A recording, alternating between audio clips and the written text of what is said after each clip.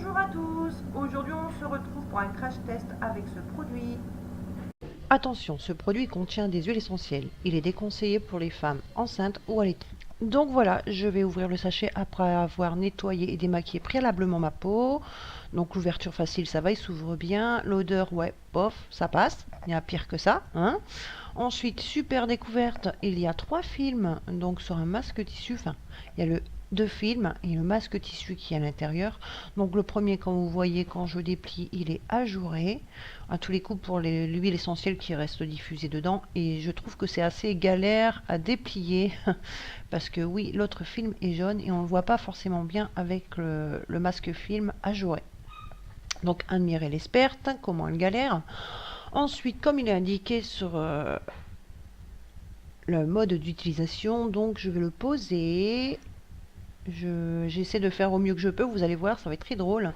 Donc ensuite la bouche en cul de poule, parce que forcément ma bouche, le trou de la bouche n'est pas très adapté à ma forme.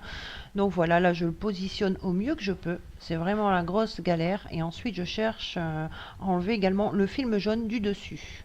Donc voilà. Le film jaune du dessus est enlevé. Et là, je continue à chasser l'air, à étirer au maximum. Parce que comme il y a de l'huile essentielle dedans, je ne voudrais pas en avoir dans les yeux.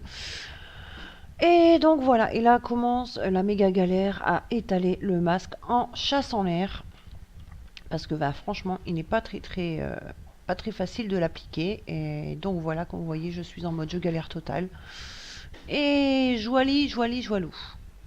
Hop, la bouche, ok, et là, hop, c'est bon, c'est fini, on n'en parle plus, emballé, c'est pesé, laissons agir 10 minutes. Donc là, je vais vous dire ce que je pense donc au moment du retrait.